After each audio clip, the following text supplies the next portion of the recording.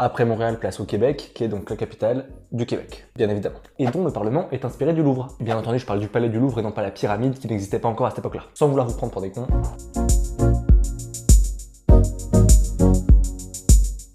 Pour aller de Montréal à Québec, vous mettez à peu près 3 heures de temps, que ce soit par la route, en voiture ou par le train. Le train est souvent un peu plus cher. Moi, j'ai opté pour le car, l'Orléans Express, qui, si vous le réservez 8 jours à l'avance au minimum, le billet Montréal-Québec ou Québec-Montréal va vous coûter 25 $. Donc à peu près 20 €, ce qui est plutôt correct. Forcément, Québec est plus petit que Montréal. Donc du coup, je pense qu'en une journée de temps, si on s'organise bien, on peut avoir un bon aperçu des lieux en faisant un bon tour dans le centre historique et dans les quartiers sympas à découvrir. Vous passez les remparts de la vieille ville et vous commencez par la rue Saint-Jean. Dans cette rue, on trouve absolument de tout. Des boutiques, des restaurants, des snacks. C'est là qu'une belle histoire d'amour a commencé avec les chocolats favoris. En fait, c'est de la crème glacée style sundae qu'on va mettre dans un cône et qu'on va plonger dans du chocolat fondu. Le chocolat fondu, une fois à l'air libre, en fait, il va durcir, ça va faire une coque et on va agrémenter le tout de quelques ornements comme des morceaux de brownies par exemple. À ça, comme la poutine, c'est très diététique. On a aussi un ordre de queue de castor qui n'est pas du coup la queue de l'animal, mais plutôt un plat aussi qui est typique de là-bas.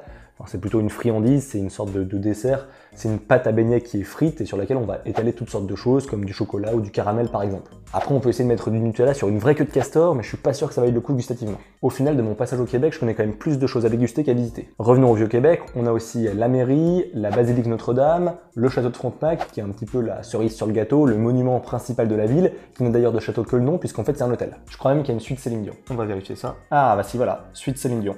Les murs de la suite sont d'ailleurs décorés de photographies de la vie de Céline. C'est un musée quoi. Ah, Charles de Gaulle, Élisabeth II bien évidemment. Est-ce que pour la suite Élisabeth II il y a un lit médicalisé? En contrebas du château de Frontenac, vous avez le quartier du Petit Champlain qui est un incontournable aussi de Québec. C'est un site aussi qui est très touristique, donc il y a beaucoup de monde, même si en automne, j'ai pas trouvé que c'était non plus bondé.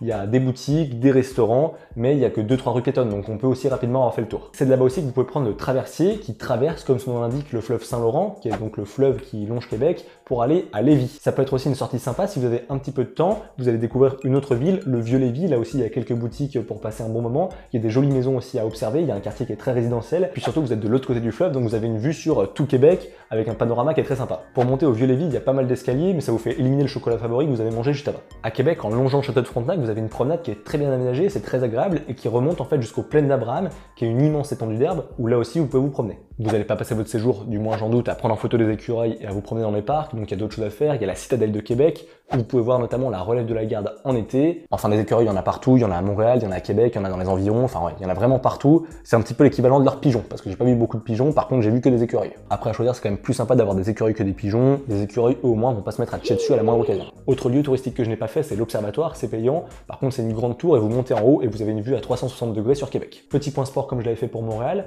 j'avais regardé avant mon départ, puisque ça m'intéressait, je voulais peut-être aller voir un match. Il n'y a pas, il me semble, d'équipe adulte professionnelle de hockey sur glace à Québec. Il y a une équipe junior, ça peut quand même être sympa à aller voir, elle s'appelle les Remparts, et tient donc son nom des remparts de la vieille ville, mais il n'y a pas d'équipe adulte. D'ailleurs, certains militent pour le retour des Nordiques, qui est une équipe historique du hockey sur glace en Amérique, et qui jouait à Québec. Sinon, apparemment, si vous y allez au beau jour, il y a une très bonne équipe de baseball qui s'appelle les Capitals. Entre les Canadiens de Montréal et les Capitals de Québec, on est sur des noms très originaux. À Grenoble, excusez-moi du peu, mais on a les Brûleurs de Loups, il y a aussi les Dragons de Rouen, les Gothiques d'Amiens, c'est quand même un peu plus sympa, sans vouloir donner de leçons aux Canadiens. Vu que Québec c'est plus petit, si vous restez un peu plus d'une semaine, je pense que ça vaut le coup d'avoir une voiture, puisque voilà, il y a quand même des choses à voir dans les alentours, donc je sais pas si c'est bien desservi en transport en commun, puisque je les ai pas beaucoup utilisés, mais voilà, ça peut être un plus pour prolonger l'expérience. Le site à faire en priorité, qui en plus est juste à côté de Québec, c'est la chute Montmorency, qui est la chute la plus haute du Québec et qui est 30 mètres plus haute que les chutes du Niagara. Et ouais mon gars, il y a une tyrolienne au beau jour qui passe au-dessus des chutes et donc vous pouvez descendre en bas des chutes. Il y a 487 marches d'escalier qui sont donc à descendre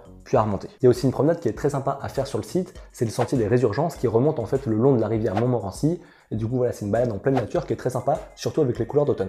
Juste en face des chutes, il y a l'île d'Orléans qui peut être aussi sympa à découvrir. De l'autre côté de Québec, il y a les chutes de la Chaudière qui là sont gratuites d'accès par contre. Elles sont plus larges et moins hautes que Montmorency et vous pouvez descendre vraiment jusqu'au lit de la rivière sur les rochers qui sont à fleur d'eau. Plusieurs promenades à faire dans le coin, c'est très sympa. Et pour la petite anecdote, le barrage des chutes de la Chaudière qu'on aperçoit en fait en haut des chutes, ça a été le premier barrage hydroélectrique du Québec. Même s'il a été détruit dans les années 70 avant d'être reconstruit. Soyons précis dans cette vidéo. Si vous avez encore plus de temps, vous pouvez pousser plus loin et découvrir le canyon Sainte-Anne, la baie Saint-Paul, voire Tadoussac pour voir les baleines durant l'automne. Si avec tout ça vous passez pas de bonnes vacances au Québec, je peux plus rien pour vous. Si la vidéo vous a plu, vous pouvez la liker, la commenter, la partager et aussi découvrir la vidéo sur mes recommandations à Montréal et aussi sur les choses à savoir avant de partir au Québec. Vous pouvez aussi donner vos trucs et astuces et vos bonnes adresses à Québec en commentaire. On se retrouve très prochainement pour une nouvelle vidéo. D'ici là, portez-vous bien et tenez-vous informés.